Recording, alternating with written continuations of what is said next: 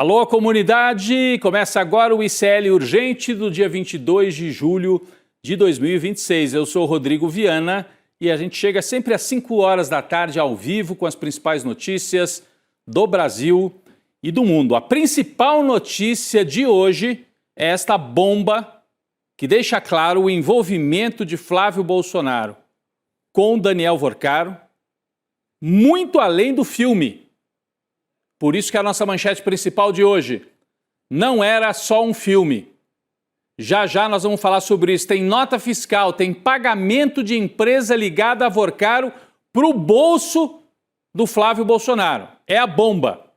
E isso tudo pode estar vindo de dentro de setores da direita que querem tirar o Flávio Bolsonaro da eleição. Bom, a Laura Couto já está posicionada aí no nosso estúdio, na nossa redação, melhor dizendo. Laura, daqui a pouco você traz para a gente os detalhes, tem nota fiscal, tem tudo.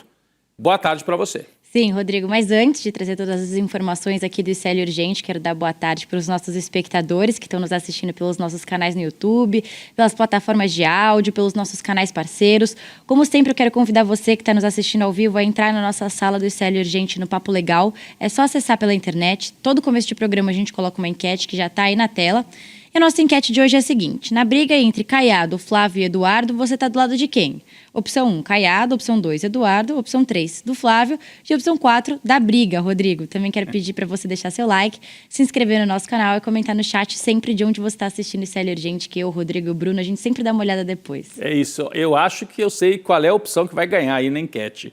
Aliás, a enquete sugerida pelo nosso Bruno Concílio, muito boa. E nós vamos falar dessa briga também já, né, Laura? Estamos falando da briga, porque o Ronaldo Caiado está vendo a chance de dar um chute aí no Flávio Bolsonaro e ficar como candidato da direita. Partiu para cima dos irmãos Bolsonaro, eles replicaram do lado de lá, virou guerra e nós vamos trazer esse detalhe também. Olha, o Lula está jogando quase parado.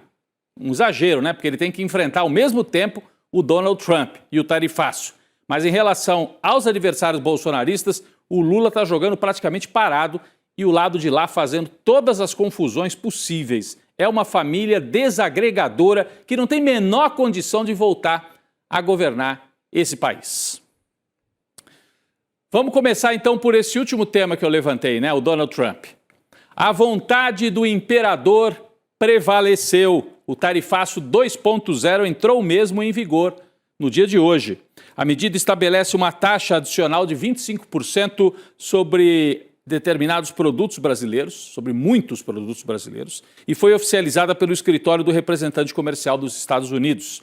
Segundo o órgão, a decisão foi motivada por práticas desleais de comércio por parte do Brasil. É o que eles chamam, né, de práticas desleais. E aí eles listam o Pix. Para eles, Pix é uma prática desleal. Para o brasileiro, é uma maneira de pagar sem ter que gastar mais com taxa para cartão de crédito. Eles citam o Pix, ações do STF contra as Big Techs amigas do Trump e desmatamento até. Que cara de pau, né? Citar desmatamento. Os Estados Unidos derrubaram tudo que podiam lá de árvore, a Europa também. E agora, não, o Brasil tem que ser tarifado porque desmatou. O Brasil está diminuindo o desmatamento nos últimos anos. Mas isso aí é desculpa. A Laura traz mais detalhes sobre o tarifaço que entra em vigor hoje. Por favor, Laura. Rodrigo, esse tarifaço 2.0 afeta cerca de 3 mil produtos, o que dá mais ou menos ali 18% das exportações brasileiras para os Estados Unidos. Ao mesmo tempo, o governo Trump também lançou uma lista de produtos isentos, como a carne, o café e o suco de laranja, com a justificativa de evitar o aumento da inflação norte-americana. Claro, porque é brasileira, ele não está ligando. A Asham Brasil, que é a Câmara de Comércio americana, calcula que o prejuízo vai ser de 11 bilhões de dólares nas exportações do Brasil para os Estados Unidos. E essa estimativa aí de 11 bilhões de dólares é mais ou menos igual à da Confederação Nacional da Indústria. Já o governo Lula acredita que o impacto vai ser um pouco menor, de 5,8 bilhões de dólares. E pensando nisso tudo, o Palácio do Planalto já está traçando estratégias para tentar responder aí ao tarifaço. Em entrevista à Rádio Bandeirantes, o ministro do Desenvolvimento, Márcio Elias Rosa, ele afirmou que o Brasil pode de fato adotar a lei da reciprocidade contra os Estados Unidos, mas que isso vai ser feito com cautela e quando for necessário, Rodrigo. Vamos aguardar. O governo brasileiro vai adotar aí uma série de políticas compensatórias para os setores que vão ser mais atingidos, pelo tarifaço. Mas antes de falar disso, os Estados Unidos preparam até uma segunda tarifa além dos 25%, o que já está ruim pode piorar, gente, é por isso que está aí na tela, né? Olha, 12,5% pode ser uma nova tarifa em cima dos 25%. O motivo? Os Estados Unidos quer taxar países que supostamente falharam em fiscalizar trabalho forçado, como se eles tivessem alguma moral para falar em trabalho forçado. Tem imigrante trabalhando sem nenhuma legislação trabalhista na colheita de algodão e de outros produtos lá nos Estados Unidos. Mas eles estão usando todos os argumentos mentirosos, quase sempre, para impor taxação contra o Brasil, contra a China e contra outros países importantes. O governo brasileiro, como eu disse, anunciou uma nova linha de crédito para os setores mais afetados. Essa linha de crédito vai começar a valer a partir de hoje. O governo vai pedir, em troca, que os setores beneficiados, entre aspas, que estão sob ataque dos Estados Unidos, mas vão receber um benefício fiscal do lado do governo brasileiro, que eles mantenham o emprego, assumam o compromisso de não demitir, que é um compromisso muitas vezes difícil do empresário manter, né? Ele quer a ajuda, né, que é a ajuda fiscal, mas não quer manter os empregos. E o governo Lula está fazendo esta cobrança. Vamos acompanhar a repercussão do tarifaço ao longo do N2, logo mais também. Como eu disse na abertura do programa, vamos para o principal assunto no noticiário de hoje. Não era só um filme, hein? Não era só um filme. No meio da corrida sucessória, tem um assunto que o Flávio Bolsonaro queria esconder de qualquer jeito do noticiário, só que não foi possível. As relações da família Bolsonaro com o banqueiro bandido Daniel Vorcaro. Esse buraco acabou de ficar mais fundo, uma apuração exclusiva do jornalista Tássio Lohan, do site Metrópolis, mostra que Flávio Bolsonaro emitiu 3 notas fiscais de prestação de serviços, o escritório dele de advocacia, no valor total de R$ 1,5 milhão para empresas ligadas ao esquema de Vorcaro. O que significa isso? Saiu a nota fiscal do Flávio e foi para as empresas. Significa que ele recebeu o dinheiro? A Laura vai explicar melhor, porque tem nota fiscal cancelada, nota fiscal que não foi cancelada, mas a ligação está estabelecida, né, Laura? Sim, Rodrigo, essa nova apuração confirma algo, na verdade, que a gente já suspeitava, que as conexões entre o Flávio Bolsonaro e o Daniel Vorcaro vão além das reveladas até agora na crise do filme Dark Horse, por isso a nossa chamada não era só um filme. Então a história é a seguinte: 2 notas fiscais, no valor de R$500 mil cada uma, foram emitidas no dia 7 de abril de 2025 pelo escritório do Flávio. As notas eram relacionadas a serviços prestados para Copenhagen Consultoria e Assessorias S.A. Depois, elas foram canceladas aí na mesma situação. Coincidentemente, Rodrigo, naquele momento, o Vorcaro já usava essa empresa de fachada para movimentar R$58 milhões do Banco Master. E a farra não acaba por aí. 2 dias depois, no dia 9 de abril, o escritório do Flávio Bolsonaro faturou uma terceira nota, também de R$500 mil, só que dessa vez em favor da empresa Contábil Correia. Nesse caso, não tem registro de cancelamento da nota. As 2 empresas se conectam entre si através do contador Rogério Lourenço Novo. Ele diz ser dono tanto da Copenhagen, que o Flávio, né, tem essa emissão da nota de R$1 milhão, e consta na Receita Federal também como o único sócio da Contábil Correia. O Rogério também figura como membro efetivo do Conselho Fiscal da Ambipar, que é outra empresa aí dessa teia enorme do Vorcaro. Ou seja, tudo isso foi feito no ecossistema controlado pelo dono do Master, Rodrigo. Então, a ligação está estabelecida num momento péssimo para o Flávio, véspera da convenção em que ele pretende se lançar candidato a presidente. Vamos recapitular aqui, a Laura já mostrou, mas eu vou recapitular. O Flávio faturou 3 notas para empresas do mesmo sujeito, chamado Rogério Lourenço. Valor total, R$1,5 milhão. Só que 2 notas foram canceladas, a gente não sabe por quê. Essas 2 somam R$1 milhão. E a terceira, de R$500 mil, essa não foi cancelada. Quais são as 2 empresas? Uma chama Copenhagen e a outra é esta empresa que deixa eu ver aqui o nome da outra empresa, Contábil Correia. As 2 empresas pertencem ao mesmo contador. A gente vai mostrar aqui, tem um quadrinho aqui que ajuda a entender melhor tudo isso. Aliás, foi feito pelo Metrópolis, vamos dar o crédito. A apuração do Metrópolis, a gente aqui dá o crédito para as reportagens que são importantes. Então vamos lá. Banco Master, né, do Daniel Vorcaro. Dinheiro do Master abasteceu uma empresa chamada Copenhagen Assessoria e Consultoria, que fica em São Caetano do Sul, no ABC Paulista. Quem era o diretor, o dono dessa empresa? Rogério Lourenço Novo. Dinheiro foi para essa Copenhagen. Da Copenhagen, o Flávio, aliás, para a Copenhagen, emitiu 2 notas fiscais no valor de R$1 milhão. O Rogério Lourenço também é sócio da Contábil Correia Contabilidade e Auditoria. O Flávio emitiu nota de R$500 mil para a prestação de serviços, supostamente, para essa empresa de contabilidade. Então, está estabelecido aqui, tá? Olha bem aí para o quadro que você entende bem. 2 empresas, o mesmo sócio, dinheiro do Master e o Flávio Bolsonaro emitindo notas para as 2 empresas. O lado de cá, notas canceladas. O lado de cá, notas não canceladas. Dessa vez, o Flávio, em vez de negar tudo, resolveu admitir. A assessoria de imprensa diz o seguinte, que o Flávio firmou um contrato de prestação de serviços com a Contábil Correia, que é essa segunda empresa dos R$500 mil. Mas que a contratação com a Copenhagen não avançou. E por que você emite uma nota de R$1 milhão? Ah, foi engano. Emiti a nota, mas não, foi engano. R$1 milhão. Você pode emitir nota por engano, sei lá, de R$500, mas de R$1 milhão? 2 ainda? Estranho, né, gente? Muito estranho. Ele nega, o senador nega qualquer relação ou vínculo com as empresas. Como é que nega se prestou serviço? Se tem nota fiscal? Flávio também afirma que não sabia das relações destas empresas com Daniel Vorcaro. Pelo menos dessa vez, o senador não saiu negando tudo como fez no caso do Dark Horse.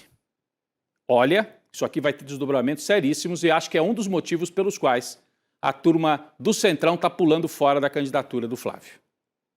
O pré-candidato à presidência pelo Partido Liberal se enrolou com outras coisas também, mas deixa eu ler aqui a frase completa. O pré-candidato à presidência pelo Partido Liberal se reuniu com embaixadores para questionar a integridade do sistema eleitoral brasileiro às vésperas da eleição. Aí você fala, poxa, é notícia repetida? É lá de 2022, o Jair? Não é notícia velha não, gente. É que o Flávio resolveu seguir os passos do pai e divulgou, da mesma forma que o Jair, uma suposta denúncia contra as urnas brasileiras, num evento com embaixadores. Está repetindo o roteiro que deixou o Jair inelegível. A campanha de Flávio depois teve que publicar uma nota dizendo que o 01 tem integral confiança no sistema eleitoral. Acontece que a fala dele, nesse evento que está aqui, a gente não vai rodar, porque ele está falando um monte de mentira, mas as imagens são desse evento, com embaixadores. Debate in Brazil. Né? Fazendo ataques ao sistema eleitoral brasileiro com embaixadores de outros países, evidentemente.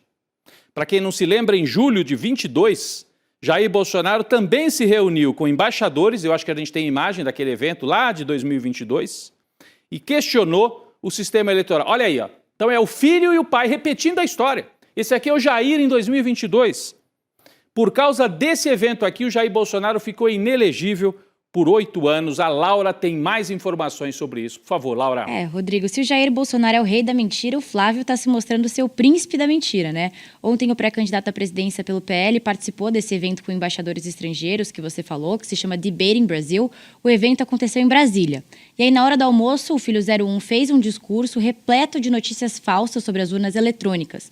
O Flávio afirmou em tom de questionamento e crítica que as urnas brasileiras têm a mesma origem das urnas da empresa da Venezuela, Smartmatic. Acontece que essa informação é falsa. E piora a situação. O Flávio também chegou a dizer que, segundo um relatório da CIA, divulgado na semana passada, a Smartmatic estaria envolvida em um plano de fraude do governo venezuelano nas eleições de 2012. E aí a nota publicada pela campanha do Flávio hoje não desmente nada disso que ele afirmou que são mentiras, né, Rodrigo? Ou seja, ele tenta envolver uma empresa venezuelana, volta para 2012, cria confusão, chama os embaixadores, ataca o sistema eleitoral brasileiro, mesmíssimo roteiro feito pelo pai Jair Bolsonaro. Mesmíssimo roteiro. Mais do que isso, ele pediu que os países que estavam ali naquela reunião mandassem o maior número possível de observadores para a eleição de 26, dando a entender que a eleição pode ser fraudada. Olha, gente, é muito grave. Vamos lembrar que isso ocorre dias depois de Donald Trump ter seguido o mesmo roteiro nos Estados Unidos. Nós demos aqui, inclusive, no ICL Urgente. O que fez o Trump? Eu vou até virar para cá, que talvez a gente tenha imagem ou dê para relembrar esse fato. Olha aí. O Trump acusou a China de interferir na eleição de 2020, na qual ele perdeu para o Biden. Não apresentou provas, levantou dúvidas.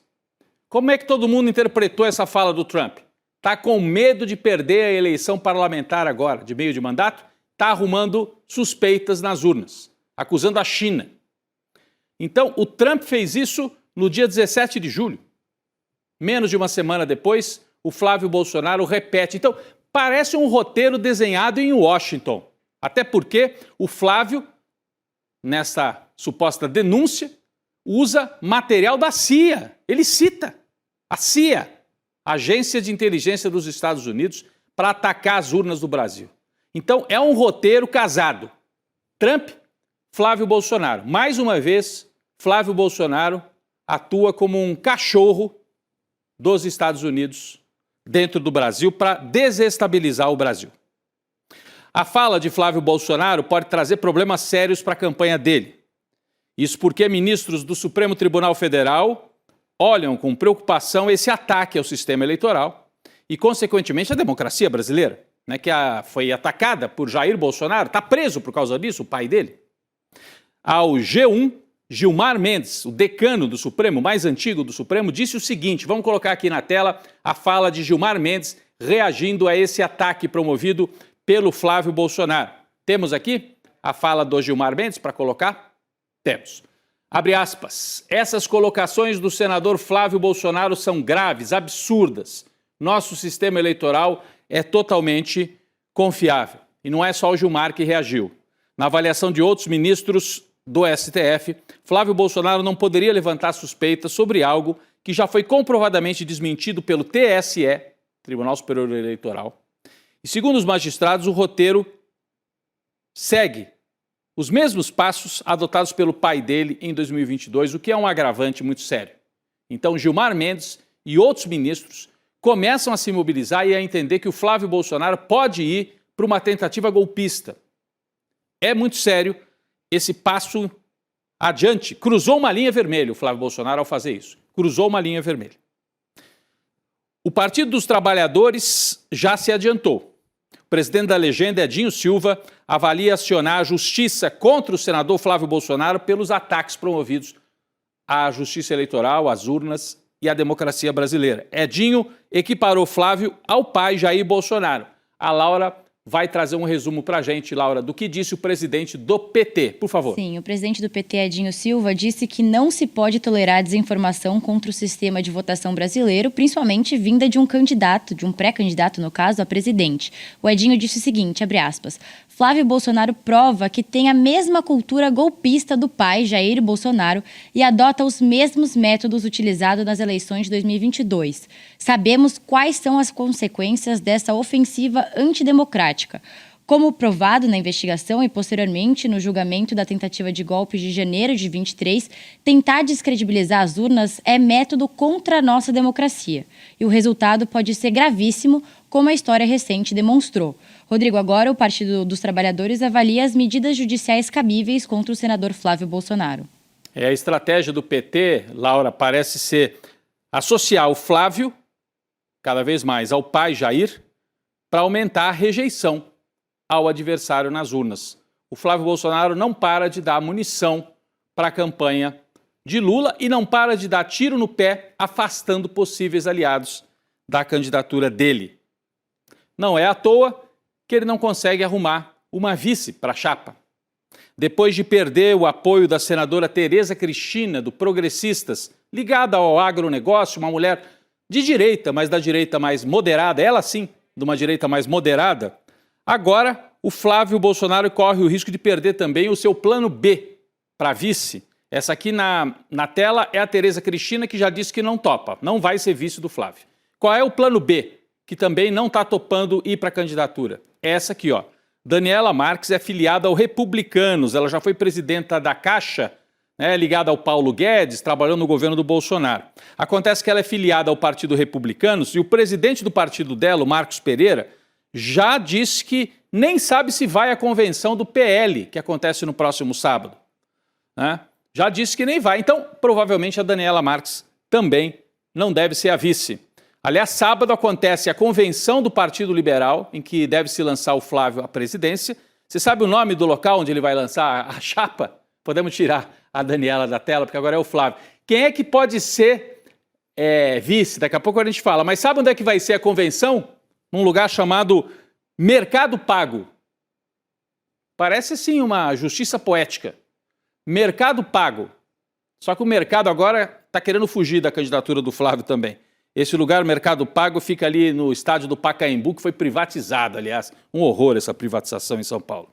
Bom, o Republicanos não deve ir à convenção no Mercado Pago. O Antônio Rueda, presidente do União Brasil, e o Ciro Nogueira, do PP, também não devem comparecer. O Flávio está ficando isolado, sem coligação. A solução para a vice-presidência na chapa vai virar um plano C. Quem é que é o plano C? Tem dois nomes aqui, uma chapa puro sangue com uma vice do PL, que pode ser a Júlia Zanatta, vocês lembram dela? A Júlia Zanatta lá de Santa Catarina, essa que usa a tiara com florzinha? Ou a Júlia Zanatta, ou então a Bia Kicis do PL de Brasília. Então, não teria coligação, ele quer uma mulher, ou a Zanatta, ou a Bia Kicis. Isso deve ser resolvido nos próximos dias. Se não bastassem as confusões do Flávio, nós temos as confusões do Eduardo. A declaração de Eduardo, atacando Michele, a madrasta, provocou um novo desconforto entre aliados da ex-primeira-dama. Eduardo classificou a madrasta, a mulher do pai dele, como uma pessoa imatura. Ela disse que a Michele foi imatura por divulgar aquele vídeo com críticas ao Flávio. Está aqui na tela o ataque que o Eduardo fez à Michele. Foi uma imaturidade da Michele, ela jamais poderia ter feito aquele vídeo, etc, etc. Interlocutores afirmam que a fala foi recebida como mais uma ofensa pública por parte dos irmãos contra a Michele, justamente no momento em que os dirigentes do PL tentam reduzir essas brigas. Mas não adianta. Flávio e Eduardo não se seguram. Segundo pessoas próximas à ex-primeira-dama, a reação reforçou a convicção de Michele de que aquele vídeo no mês passado era necessário mesmo para botar um limite nesses filhotes aí do Jair. A declaração do Eduardo confirma que os ataques à imagem de Michele continuam ao mesmo tempo em que ela é cobrada reservadamente para manter assim uma aparência de harmonia em família. A verdade é que o Eduardo está provocando um barraco grande com esse ataque a Michele e decidiu partir para cima também de um candidato de direita, o Ronaldo Caiado, pré-candidato pelo PSD. Então, brigou com a Michele, brigou com o Caiado. Nas palavras do próprio Eduardo, ele partiu para cima de ratos. Ele chamou o Caiado de rato. Oportunista, que tenta se aproveitar do espólio político de Jair. Laura, explica pra gente essa briga. Eu estou falando da briga da Michele, agora a gente já vai falar de outra. Ronaldo Caiado e Eduardo. O que aconteceu? Rodrigo, a direita não para de brigar, né? Mas o que aconteceu agora foi depois desse anúncio de que o Eduardo tinha recebido esse green card, que é o visto de residência permanente nos Estados Unidos. Ele recebeu de presente quase, né, do Donald Trump. Isso enquanto o tarifaço come solto pelo Brasil, como a gente comentou aqui no começo do programa. Mas enfim, em resposta, o Ronaldo Caiado fez um post no X dizendo que quem precisa desse visto é o produtor brasileiro para entrar no mercado americano. O Eduardo Bolsonaro, que é cronicamente online e com certeza passa o dia inteiro na internet, até porque agora ele não trabalha, né, tá desempregado, ele rebateu o Caiado e cobrou uma posição do Caiado sobre fazendeiros condenados no 8 de janeiro, que o Eduardo chamou de golpe da Disney. Agora, o que chama atenção é a tréplica do Caiado, que eu vou pedir para o pessoal colocar na tela. Logo depois da resposta do Eduardo, o presidenciável Caiado chamou o Eduardo de pateta da política brasileira, junto com uma imagem do personagem pateta da Disney, Rodrigo. E aí no post o Caiado escreveu: a diferença é que o pateta da Disney é atrapalhado, mas é bem intencionado e inofensível. Já o da política brasileira tropeça nos Estados Unidos e a queda pode custar caro ao Brasil, atingindo a indústria, as exportações e os empregos, Rodrigo. Então, Laura, o Caiado tentou mostrar o seguinte: diferença entre ele e o bolsonarismo. Ele é de direita, o Caiado, super de direita. Mas ele quer dizer assim: o Eduardo é tão pateta que faz a defesa dos interesses dos Estados Unidos e não dos produtores brasileiros. É um pateta. O Eduardo chama o 8 de janeiro de golpe da Disney, como se fosse um passeio, assim, é um golpe de fantasia. E o Caiado pegou a deixa e falou, bom, quer falar da Disney? Você é o pateta maior da política brasileira. Isso deixa claro que tem uma operação aí, tem uma operação Ronaldo Caiado em andamento. Tentativa de isolar o Flávio, mostrar que ele não terá apoio de outros partidos de direita e que o nome da direita para concorrer é o Ronaldo Caiado. E aí o Caiado cruza a linha e vai para o ataque frontal pela primeira vez ao Eduardo e também ao Flávio Bolsonaro. Olha aqui, o Caiado atacou o Eduardo chamando de pateta e aproveitou e deu uma canelada no Flávio. A gente tem aqui a canelada que o Caiado deu no Flávio. O programa está quente hoje, hein? Olha o que disse o Ronaldo Caiado. 42 embaixadores numa sala. Dava para vender soja, dava para abrir mercado para a indústria brasileira, dava para atrair investimento. Mas escolheu falar de urna eletrônica. Ou seja, o Flávio é um idiota. É um inoperante, foi o que disse o Caiado. Porque ele está lembrando, o Flávio vai para uma reunião com embaixadores e, em vez de defender a economia brasileira, fica atacando as urnas brasileiras. Cruzou a linha. O Ronaldo Caiado resolveu mostrar, não tem mais papo. Eu estou a fim de derrubar a candidatura mesmo do Flávio, com apoio dos jornais conservadores, da Faria Lima e dos partidos de direita. E com o Kassab na vice, o Ronaldo Caiado está em pleno voo, tentando. Não sei se ele vai conseguir, mas ele está tentando e a gente tem que ficar atento, porque tem a convenção no sábado, mas o Flávio ainda vai ser pressionado com denúncias que surgem da própria direita para o Metrópolis, como essa que a gente viu, e por operações políticas e ataques que vêm dos próprios operadores da direita brasileira. Falando nisso, o governador de São Paulo, Tarcísio de Freitas, que poderia ter sido o candidato, mas foi alijado, pela família Bolsonaro, e que vai ser candidato à reeleição, resolveu homenagear o presidente da Argentina, Javier Milei, com a Ordem do Ipiranga. A Ordem do Ipiranga é a mais alta honraria em São Paulo. O que o Milei fez em São Paulo? Ele fez muito, no combate à violência pública, será? Investimentos na educação, saúde? Por que homenagear o Milei, ô governador? Por quê? O fato é que o encontro vai acontecer na sede do governo paulista, no próximo sábado, às 8h30 da manhã. O Milei vai para o Palácio, ganha a homenagem e, na sequência, vai para a convenção do PL, que lançará Flávio Bolsonaro à presidência. E o Milei vai passar pelo Brasil e não vai nem se aproximar do Palácio do Planalto. Não ligou sequer para o Lula para conversar com o presidente brasileiro. É um operador da extrema-direita que estará por aqui no sábado. A gente vai ficar de olho nele. Vai agitar, vai provocar polêmica. Sinal vermelho no sul do Brasil, hein, gente? Infelizmente, uma chuva intensa atinge o Rio Grande do Sul nos últimos dias, provocando alagamento em diversas cidades. É muito preocupante, porque a gente tem a memória do que aconteceu em 2024, aquela enchente terrível.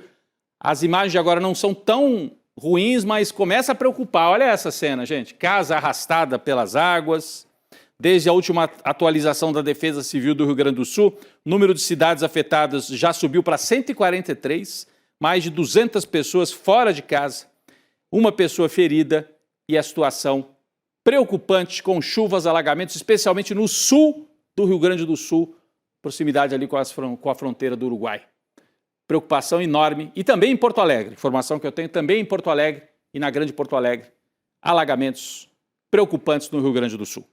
Laura Couto, obrigado, Laura, mais uma vez, a gente aqui com um programa quentíssimo, agradecendo a audiência forte nesta quarta-feira. Obrigado. Eu ia falar isso também, o Bruno acabou de me falar que a gente está com mais de 18 mil aparelhos conectados aqui no ICL Urgente, então queria agradecer toda a nossa ótima audiência de hoje e também trazer o resultado da enquete, que é um pouco óbvio, Rodrigo? A gente colocou lá na briga entre Caiado, Flávio e Eduardo, você tá do lado de quem?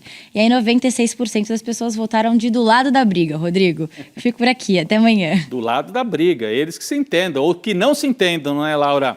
Olha, daqui a pouco a gente vai seguir na atualização das notícias no N2 com a Gabi Varela e toda a nossa equipe, mas eu queria deixar aqui, mais uma vez, o aviso de que na quinta-feira a gente tem um super especial preparado pela equipe do ICL, os nossos repórteres, editores, montadores, equipe técnica. É uma grande equipe de jornalismo, Quinta-feira, 8 da noite, a verdadeira história sobre o Filho 01. Você se inscreve para acompanhar em iclurgente.com.br, iclurgente.com.br. Digita agora ou aproxima o seu celular da tela, se você estiver vendo na TV, e aí você põe o seu e-mail e quinta-feira, também conhecida como amanhã, né? Amanhã, o pessoal da nossa equipe te avisa sobre o documentário. Tá feito o convite, a Gabi Varela tá chegando, daqui a pouco eu tô lá com ela. Valeu, gente. Obrigado. Flávio Bolsonaro, o 01. O Bolsonaro conservador, ou o Bolsonaro light, como vários costumam dizer. Por que será que construíram essa imagem? E qual será a verdadeira imagem de Flávio Bolsonaro? Aquela que é escondida, trancada num baú a 7 chaves, mas que agora, com uma investigação inédita do ICL, vai ser revelada. Não pelo ICL, mas na voz de várias pessoas que estiveram no centro do poder bolsonarista e que até hoje permaneceram em silêncio, mas agora decidiram falar. No dia 23 de julho, uma quinta-feira, às 8 horas da noite, e o Brasil, de uma vez por todas, vai conhecer a realidade sobre o filho de Bolsonaro, que começou enrolado em vários esquemas na Assembleia do Rio de Janeiro e com uma operação toda estruturada e bem montada, se transformou no herdeiro do clã. Dia 23 de julho, o jogo muda e você vai fazer parte disso. O ICL está em todo lugar, na palma da sua mão, na TV da sua casa e até nos seus ouvidos. Para ir além da manchete e mergulhar com apuração e contexto de verdade, acesse iclnoticias.com.br. Siga o ICL, compartilha e vem com a gente. Informação para quem pensa.